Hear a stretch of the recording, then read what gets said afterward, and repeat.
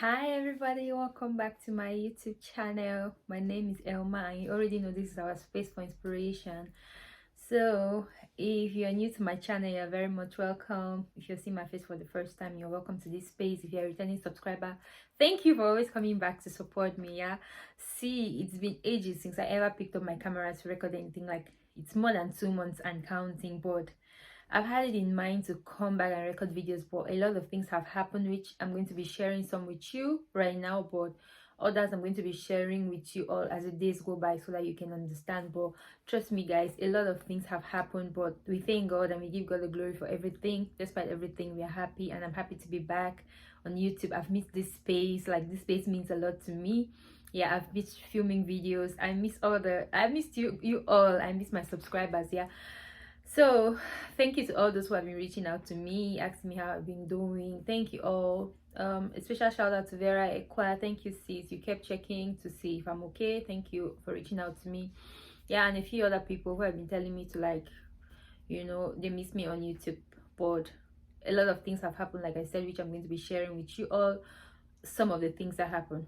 Okay, so please, if you're new on this channel, consider subscribing. In fact, don't even think twice, just reach out your hands and press that button at once and subscribe to this family, this wonderful family, and you're not going to regret it. Okay, so yeah, like I said, in the month of July, like June, July, August, a lot of things happened. Okay, so I went on vacation in the month of June.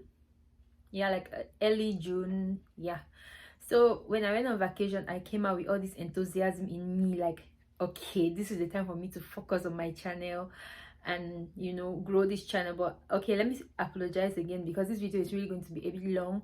It's going to be a bit longer than my regular videos, okay, because I have a lot of things I want to share in this video. So I'm apologizing already for the fact that the video is going to be long. So as I said, I set out in the month of June with a lot of enthusiasm. I had a lot of video ideas I was willing to film. I had even written down a lot of content that I was hoping to create. I wanted to work a lot on my shorts, and I had also created a list of long video contents which I was hoping to be sharing with you all on this space. But as we have it, like, sometimes we plan some things, but God has other plans for us, and we always have to go with the plans that God has for us, because you never can know what happens. So in the month of June, I think I was still putting out some videos. Yeah, I was still putting out some videos, and I had more videos which I was intending to work on as the days were going by. Unfortunately, early July, yeah, because every summer vacation I always have this goal to lose weight. Yeah, it's harder to lose weight in winter because places are cold, and I don't like to do home exercises. I have my own way which I do to lose weight. So I had set out with this goal to lose some weight in the month of July, August, because I was going through some treatment and the medications, and those treatments sometimes tend to add like your weight. Okay, when you're battling with some kinds of sickness, sometimes the medications you take might have an effect on your body, and you can sometimes, like, if you're not having a medical condition, you'll not be forced to eat so that you can take medicines. But when you're sick, you have to take medicine, so you have to eat, and sometimes that tends to add, you have to eat at sometimes when you're not even willing to eat, and all those things add up to make you put on some weight. So my goal every summer was like, I have to lose weight. Now fast forward to the month of July, I started my weight loss journey. Yeah, I used to go walking. I have my race I used to do. So one of the days I went out walking, and then I came back home that day, and I found my husband. Like, my husband is somebody who hardly shows expression. Like, you never see him show anger, he doesn't like express. You can't judge how he thinks based on his looks. So that particular day I came back and I found my husband on a phone call, and I was asking him what happened. The way I saw him, or the mood in which I saw him, was not the best. And then, to my greatest shock, he broke like news to me that was like, that information or that news I got that day just broke me so bad. Now, before I share that with you all, my husband comes from a family of 6. He's the last born, and they have 5 boys and then 1 girl. Okay, so they have an only sister. I'm still saying I have an only sister. Now, that particular period, she felt, not like, yeah, she felt sick. Let me say she felt sick. Okay. Before that, let me say this a little bit. I'll be going back and forth because I want to link many things together. I watched this video a few days ago of this Nigerian actress called Omoni Obili, and she was crying in the video and saying like the carelessness of hospitals made them lose somebody. Okay, that video broke my heart again because it felt like I've also been through that kind of situation where you lose somebody and you know it wasn't their time to go, but because of hospital carelessness, you know, those kinds of things could have been avoided. So my husband's sister, she was sick and she had like this thing called appendicitis. So she got an operation, and then unfortunately so like over the weekend we had spoken with her. She was in the hospital. So I was telling my husband, that was like, I don't know if it was Tuesday or Wednesday, I'm not sure of the day of the week.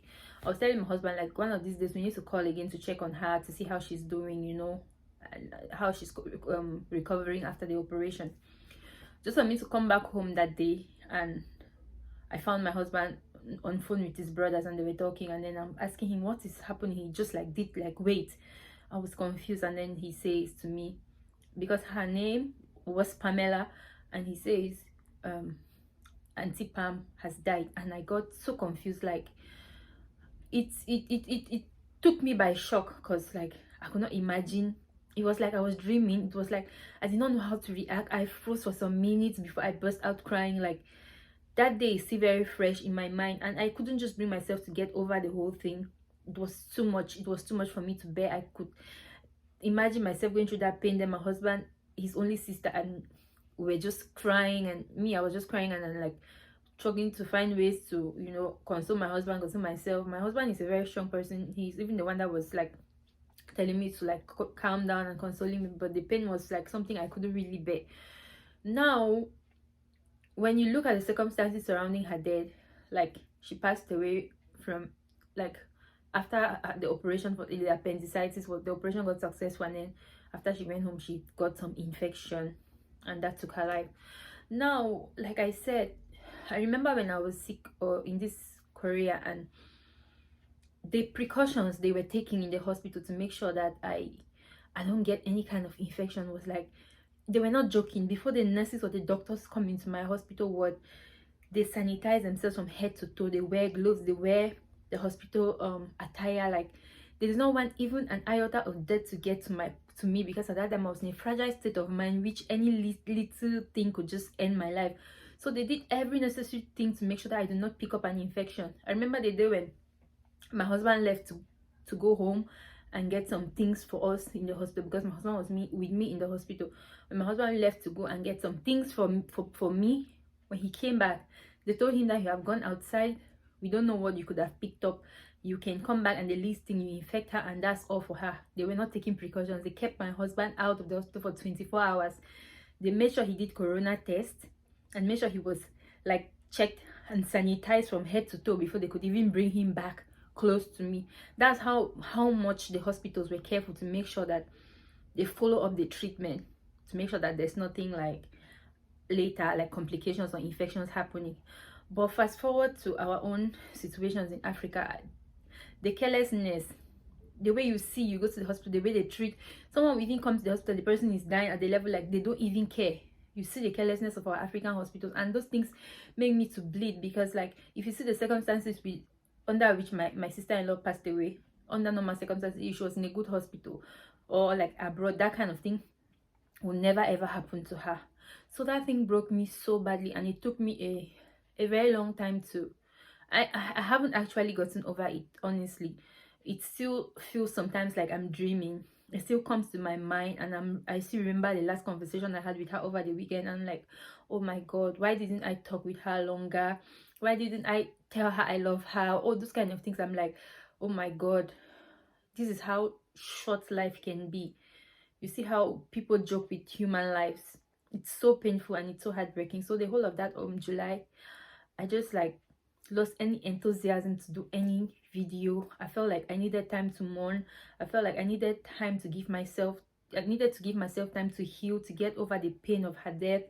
And you know, my health condition too has not been the best. My health condition has been like up and down the whole of July, August, September. It was very challenging for me, which I'm going to be sharing in subsequent videos. But I want to dedicate this particular video to my sister-in-law because she was very special to my heart. So I just want to talk a little bit about the kind of person she was.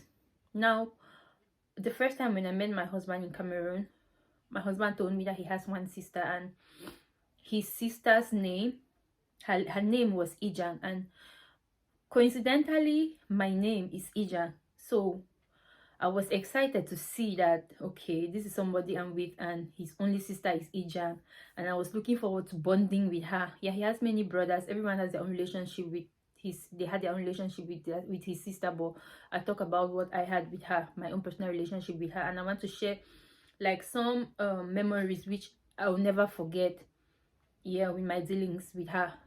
The very first time when I met her, I was so excited to meet her. She welcomed me like she had known me before. We could easily bond, we could easily talk about things. Yeah, she's that kind of friendly person who bonds with everybody. She like, anywhere she finds herself, she's very friendly. She can easily make friends with people. She can easily make people feel comfortable. Everybody loves her company, they love to be around her. So we could easily bond, we could easily you know, I was excited, Auntie Ijang, and I'm Ijang, you know. So we had that common ground. And then there's this time in my country, like I'll never forget this incident. There was this time in my country, mind you, at that time I wasn't married to her brother yet. So I used to stay in a city in my country called Boya, and they were in the same city. That's where my parents-in-law live. So there was this time when, like Cameroon, like I say sometimes in my video, my country is in a crisis situation right now, and sometimes there's this fire exchange, sometimes there's lockdown for many days and all those kinds of things. So they had announced this particular 1 week of lockdown, which that time we knew that cars were not going to be working, nobody here, just going to be at home, going nowhere. So at that time I used to stay by myself, I used to stay alone, and then my husband's family house was also there in Boya. And then I didn't travel home. Okay, I just decided to be on my own during that period. I just wanted to be by myself in my own house. So during that period, my husband's sister, the late sister, Auntie Pamela, she'll be calling me, come and stay in our house, come and stay in our house. I wasn't married to her brother yet at that time. I told her, no, I'm not going to come. She said, no, you should come and stay with us. You should come and stay with us. I'll be more comfortable if you are here, because you'll be with people and you're going to be comfortable and we're going to look out for you. Don't be on your own at this kind of time. I kept telling her, no, I will not come, no, I will not come. I kept making excuses and she kept insisting, like, you come, you come, you come. So there was this, when I kept refusing and giving one excuse or another, she now went to her mom to tell her mom, like, to convince me to come. And then I got this call. I'm like, ee. And then she says, her mom called me, my mom-in-law called me, and she says, you should come and stay in the house here because it's much safer. We can look out for you and you will find out that you're comfortable and all those kinds of things. And that meant a lot to me at the time, because okay, they had already taken me as a member of their family, even though officially I was not yet married to her brother at the time. She already took me as a family member. She already loved me like that. And then I told her I was afraid to come out on that particular day because it was not really a safe day. As they had said, cars were not moving. A few cars decided to move on that particular day. She said, this is the only chance you have to come right now before it totally closes and there's no way for you to come. She told me I'll go to the road and I'll stay there and I'll wait for you to come. So that was how I had to take a taxi quickly. She stood by the roadside of the house at the front waiting for me. I came there, she took me home, make sure that I was safe. And that's how we could bond again throughout my stay with them. I stayed with them for close to 2 weeks, or like a week and a half. And see something that happened. I fell sick and they were the ones taking care of me. If I was alone at my house and I had fallen sick at that time, how could I get medication? How could I take care of myself? So God just used her as a vessel to take care of me. And that was one of the highest times that we bonded. Again, there was another time she had invited me for some time. I went and stayed again with her, spent the weekend with her, and it was a nice encounter with her. Even when I had to travel to come to Korea, when I had to travel, I was stressed about how I was living alone and I had so many things for me to choose. Like after I got married, I had a lot of things in my house to choose to move, because immediately after we got married, we moved to Korea. I was stressed about how to pack everything and move, and she told me, don't worry, I'll come and help you. She went with me to my house, sorted out everything with me. We packed everything, and she made it so easy for me. Even when we're coming to, like, when we're going to Korea, she came to see us off at the airport, and you know, time to time she calls me. Even when I was sick in the hospital, she was always calling to check on me. She was that kind of lovely person. And then it even, like, the one thing I'm grateful for is the fact that I traveled home in December, which was to December 2022 till January 20, early this January 2023. And I'm glad, because God gave me another opportunity to be with her. And when I went home, she came to spend time with me. We had long talks, like, you know, we had a lot to talk about. I bonded with her again, created some memories with her, created some videos with her. And then she helps me again. We arranged all my stuff again somehow. When I was coming back, she came to see me off at the airport. I did not know that that was the last time I was ever going to see her. I remember how we were taking videos and pictures together, and we were happy. I did not know in my heart that that was the last time I was going to see her, and that broke my heart so much. And I'm still thankful to God that He gave me an opportunity again to see her, like, at least before she passed away. It's unfortunate that my husband hasn't even been able to see his sister for like 4.5 years, only talking on phone and, you know, through calls. That's how they get to hear her voice. It was so unfortunate. So her death really broke me so badly, because she was that loving person. And my namesake, my auntie Ija, she used to call me Ijangis.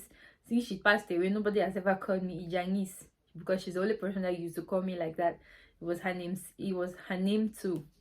So yeah, that was the reason why the whole of June I lost all enthusiasm or any motivation to even bring out any video. I just felt like I needed to give myself time to mourn. And even after, like, it's never enough. You can never really say you get over the death of somebody you love, because the pain is always there. It will never go away. When you see there are things that remind you of them, you only have to, the memory will always be there. Yes, time, they say time heals all wounds, but like, I really do not. It's just that sometimes, you know, as the days go by, the pain begins to lessen, but that pain is always there, and you always miss that person, and you're never going to see them again. You know, okay, we'll see them in heaven, you know, but yeah, it's so painful. It's so painful. So the whole of that month of June, I was not myself. And the time of July, it's July, and that very month was supposed to be her birthday. So yeah, everything just happened. So I just decided to dedicate this video to her and to her memory, and to share with my subscribers the kind of amazing person she was. Those are just a few of the things, you know, I had to share about her with my own personal encounter with her. There are a lot of other memories, but these memories I've shared, they really stood out for me, and I'll forever cherish them. I keep going back to my phone to listen to her voice notes, to listen to, you know, I wish I had done more voice notes. Like, sometimes I don't like doing voice notes, I prefer typing. I'm really regretting why I didn't do more voice notes. Maybe I would have had more of her voice notes. You know, when you're doing voice notes and then someone is sending you voice notes, you know, back and forth, you have a lot of it. I just go back to her videos, to her things to watch, her videos. She used to send me happy new month. She used to send me voice notes. So how are you with Janice and all those kind of things. And since she passed away, I've not had all those kinds of privileges again. She was the best sister-in-law anybody would have ever had. She was the best. She was a good sister. She doesn't take you as a sister-in-law, she takes you as her sister. Yeah, so after she passed away, the whole of July, I felt no motivation to take any video. A lot of things happened, a lot of events happened. I didn't even remember to record any of them, because like, I just felt like I needed time off, you know, to mourn my sister. Okay, but unfortunately for me, August, September, health challenges also came, and I'm like, okay, I need to take a break at this point. I need rest. My life first is more important than anything. So that's why I've been off for a long time now, but hopefully I'm back. I got some energy today, and I picked up my camera, and I'm like, okay, let me try to do this video to talk to you people, because I've been seeing people still coming to my channel, leaving me comments and still subscribing, even though I'm not consistent. And I'm like, okay, it means there's really something on this my channel. One of my classmates had told me something. He said that when I used to do videos when we were in school, I used to tell him, he used to say, Elma, I'll always come back to your channel to watch our videos, to remind us of of how our school life was, and I'll use your videos to show my children about how our university life was. And that gave me motivation to say, sometimes it's not only about the viewers, it's also about you saving your memories in this YouTube space, at the same time entertaining people and people learning one or two things from your video and watching them, and just all those kinds of things. Okay, so yeah, that's basically why I've been off YouTube for a while. I'm going to try to be doing videos often now. I'll try as much as I can. When I can, I'll do. When I cannot, I'll not do. I cannot do more than myself. Okay, yeah. So thank you to all those who have still been coming to my channel to subscribe, even though I've not been consistent. I really love you all, and I appreciate you greatly for the support, for the love, and to those who are reaching out to me. I appreciate you all. May God bless you all. So I'm back again on YouTube, maybe once in a while. I'm not sure how consistent I'll be. My health is still unpredictable, but the days when I feel like I have energy to come out here and do videos, I will come out and do videos. Okay, I have a lot of video ideas, I have a lot of things that have been happening, I have a lot of things that are still going to happen, which I would love to share with you all. So let me just end it here. Like I said, this video was dedicated to my sister-in-law and to her memory, and to just show you how our health systems back home have failed us. Yes, it has failed us, because it's not only her, there are many people who have passed away before their time because of hospital carelessness. You go to a hospital, they'll ignore you to the point of death. That's when they think that they can try to bring you, or try to bring you back to life, when the damage has already been done. So I could really totally relate to what Omoni Obili said about the hospital systems in Africa failing us. So I just hope that our children will not face the same things that we have faced. Yeah, let us work hard so that we'll build our own economy, so that all these kinds of things can be avoided. Yeah, so anyways, let me end this video here. Thank you so much for watching. If you have watched my video up to this point and you haven't subscribed, please consider subscribing. Thank you all so much. I love you, my amazing subscribers, and thank you all, because my family, this YouTube family, keeps growing on a daily basis, even when I'm not consistent. I see you all. I love you all, and I appreciate you greatly. Thank you so much for watching. Until my next video, bye bye.